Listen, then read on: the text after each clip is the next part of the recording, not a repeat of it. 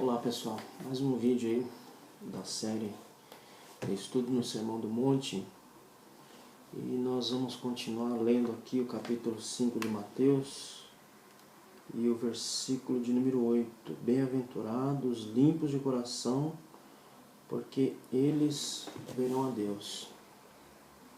Então, continuando essa série, nós estamos agora diante de um texto que para nós é um desafio. Porque quando nós lemos esse texto, bem-aventurados limpos de coração, nós somos instigados a olhar para nós mesmos. Olharmos para dentro de nós e vermos o que há dentro de nós que nos faz servir, que nos faz nos colocar diante do Senhor. O que nos motiva a servir a Deus. Então, olhar essa bem-aventurança, bem-aventurado, os limpos de coração, na verdade é um desafio em que eu tenho que voltar para dentro de mim mesmo e ver o que há dentro de mim, quais são as motivações que têm me feito servir a Deus. Mas vamos definir o que significa a palavra limpos de coração. Ela tem um sentido de sem mescla, não adulterado, sem liga. Ou seja, um coração limpo, um coração puro, é um coração que não tem mistura. Aquilo que Isaías diz, não coxinha em dois pensamentos. Um coração limpo é um coração que está totalmente voltado e entregue para Deus. Não é um coração dividido, não é uma alma dividida. Então, essa bem-aventurança nos leva a fazer um autoexame e termos uma vigilância constante em relação àquilo que gira dentro da nossa alma, que nos faz servir a Deus, para vermos quais são as motivações que nos levam a servir. A minha motivação, como a gente pega lá em 1 Coríntios capítulo 13, que Paulo também fala dessa questão de motivação, vamos dar uma lida em 1 Coríntios capítulo 13, em que ele vai ensinar a igreja de Corinto como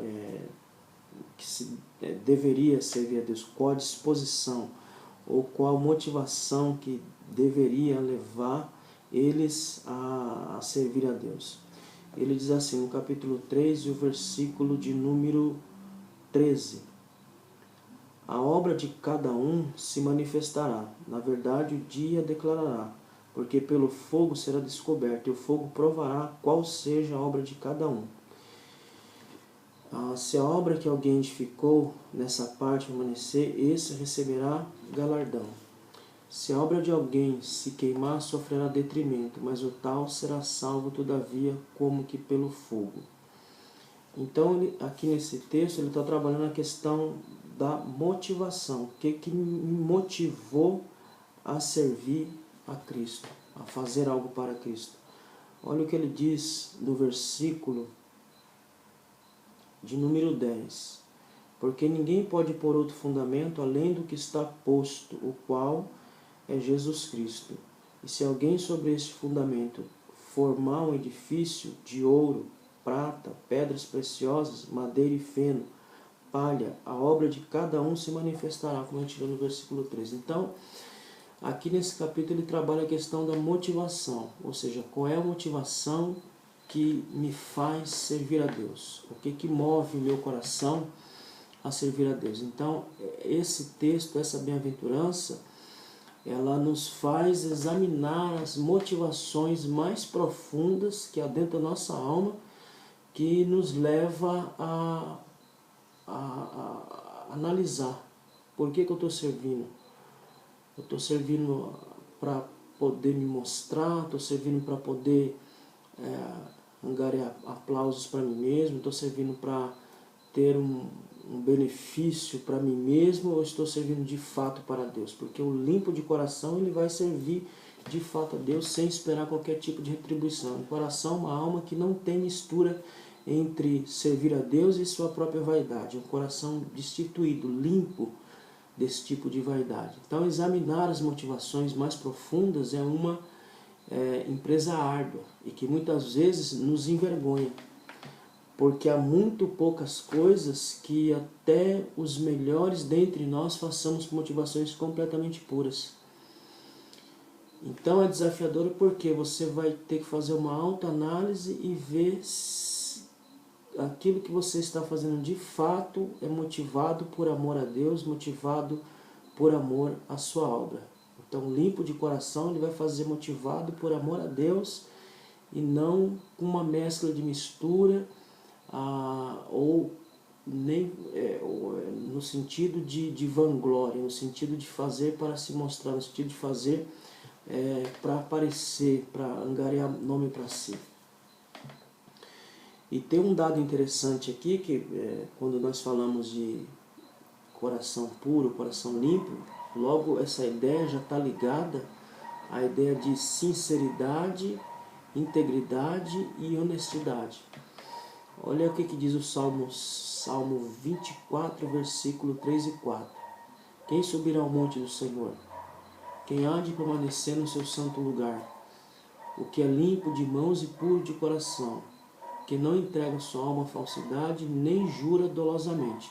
Então, quando nós vemos essa questão da bem-aventurança, o Salmo 24, logo nós dizemos o seguinte: então, o limpo, o puro de coração é aquela pessoa que é sincera, honesta e íntegra. E aí nós chegamos à conclusão, então, que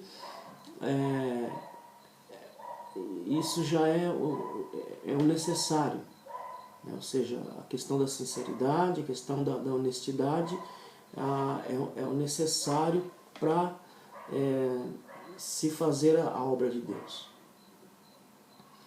Mas se nós pararmos e pensarmos um pouco, há muitas pessoas sinceras, há muitas pessoas honestas fazendo as coisas de maneira errada. Então, o limpo de coração não basta ser só sincero, não basta só ser íntegro, não basta só ser honesto, porque há muitas pessoas sinceras, honestas, fazendo as coisas de modo errado. Por exemplo, você pega a passagem de Gênesis capítulo 20 e o versículo de número 6, em que Abimeleque toma a mulher de Abraão, diz assim, Gênesis capítulo 20, versículo 6, e disse-lhe Deus em sonhos, bem sei eu que na sinceridade do teu coração fizeste isso, e também eu te tenho impedido de pecar contra mim, por isso não te permiti tocá-la. Então veja que não basta só a questão da sinceridade e da integridade, que as pessoas podem fazer de maneira sincera, de maneira íntegra, mas pode fazer as coisas de maneira errada, ou na direção errada. Então, a questão da sinceridade, da integridade, quando falamos da bem-aventurança, não é só isso que é necessário, porque como nós estamos lendo aqui, Abimeleque, um homem que estava agindo de maneira sincera, mas fazendo a coisa de modo errado. Assim como tem os profetas de Baal também, que na sua sinceridade, na sua integridade, estavam fazendo a coisa de maneira errada. Então não basta só ter a questão da sinceridade e da honestidade, porque você pode ser sincero e honesto e fazer a coisa de maneira errada. Então, o que de fato é então ser esse puro de coração? O que me identifica que eu sou puro de coração? Porque não basta ser só íntegro, ser sincero. Nós podemos ser íntegro e sincero e fazemos as coisas de modo errado. Olha, vou ler um texto aqui para a gente aclarar isso. Não obstante, o Senhor não aprovou o que o rei fizera e o ameaçou de morte caso não devolvesse Sara ao seu legítimo marido. Ou seja, estava fazendo a coisa de maneira sincera, mas de forma errada. De forma semelhante, os puros de coração, que a gente encontra, por exemplo, vamos dar uma lida no Salmo 73, para a gente entender um pouco mais essa questão. Salmo 73 e o versículo de número 1. Verdadeiramente bom é Deus para com Israel, para com os limpos de coração. Então, continuando a leitura, Então, o que é o puro de coração? Baseado aqui em Salmo 73, verso 1. São aqueles que com toda sinceridade são guiados pelo conselho de Deus. Então, quem é o puro de coração? Olha o que diz no Salmo 73 e verso 24. Guiar-me-ás com teu conselho, e depois me receberás na glória.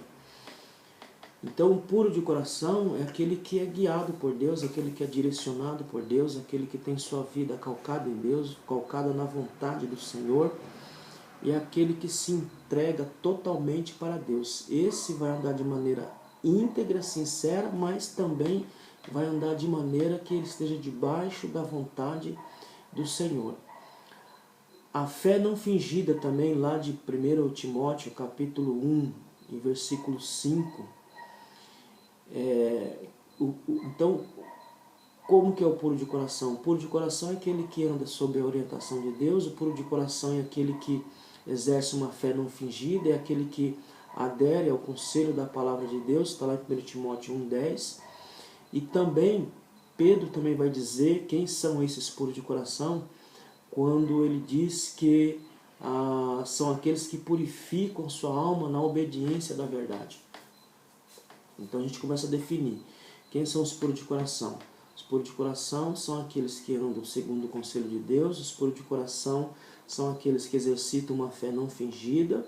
Os puros de coração são aqueles que obedecem à verdade da palavra de Deus. São aqueles que se entregam totalmente para Deus. Porque existem muitas pessoas que são sinceras, íntegras, mas não esboçam nada disso que nós estamos falando aqui.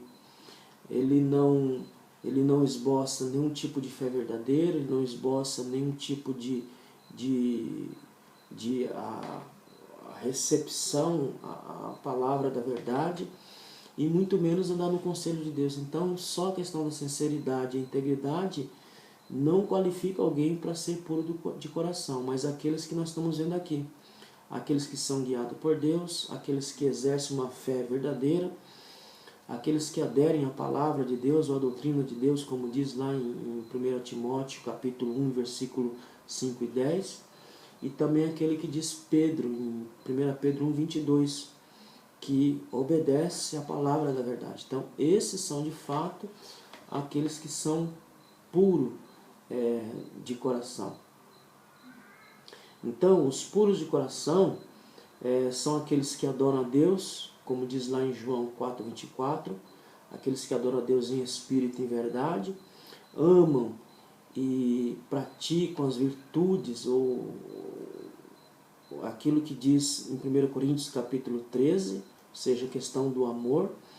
São aqueles que têm o coração como fonte principal das suas disposições, tanto quanto dos sentimentos e pensamentos, ou seja, são aqueles que estão entregues a Deus e Deus rege a sua vida, portanto que todos os seus sentimentos, todos os seus pensamentos são direcionados pelo próprio Deus.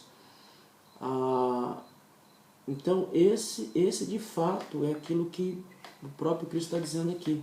Bem-aventurado são os puros de coração, porque esses verão a Deus.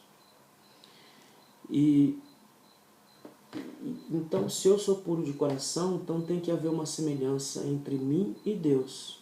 Ou seja, o puro de coração, ele vai viver de tal modo que ele vai se tornar semelhante a Deus, e essa condição de se tornar semelhante a Deus é o que vai lhe dar condição de ver a Deus, como diz o texto. Então, a semelhança é o pré-requisito indispensável da comunhão e compreensão pessoais, ou seja, à medida que eu estou vivenciando Deus, que eu vou me assemelhando a Deus, de fato eu vou exemplificar essa pureza de coração, me parecendo com Deus, e isso vai me qualificar, me habilitar para ver a Deus nas percepções, não só nas percepções, mas nas questões espirituais. Eu vou ter uma compreensão melhor de Deus, vou ter uma visão melhor de Deus, uma percepção melhor de Deus, por conta da minha semelhança com Deus. Então, o puro de coração é aquele que se assemelha a Deus. É a mesma questão da adoração.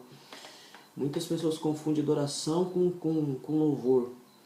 Faz parte da adoração, mas isso não é adoração. Como nós lemos lá em João 4, 24, que Deus ele está à procura dos verdadeiros adoradores. Então, quem são os verdadeiros adoradores? São aqueles, e vai dizer o texto, são aqueles que adoram a Deus em espírito e em verdade. Ora, o adorador verdadeiro é aquele que se parece com o seu objeto de adoração. Então eu só posso ser um adorador verdadeiro se eu me parecer com o meu objeto de adoração. No caso, eu só vou ser um adorador verdadeiro se eu me parecer com Cristo. Então a questão da semelhança. À medida que eu me assemelho a Cristo, à medida que eu me pareço com Cristo, isso me identifica que meu coração está puro, que meu coração não está dividido, não está misturado, mas voltado totalmente para Ele. Então isso vai me habilitar a ser semelhante a Ele e ver a Deus como diz o próprio texto.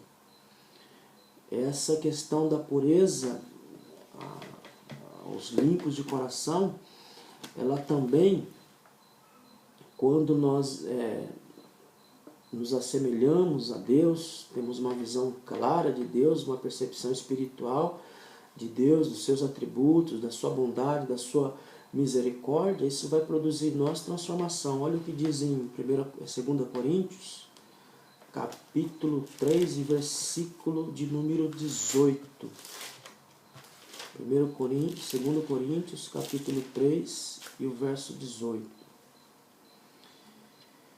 Mas todos nós, com o rosto descoberto, refletindo como um espelho a glória do Senhor, somos transformados de glória em glória na mesma imagem, como pelo Espírito do Senhor. Então, à medida que eu estou semelhante a Deus, que meu coração está puro, que me faz ser semelhante a Deus, isso vai trazer para mim uma transformação dia a dia.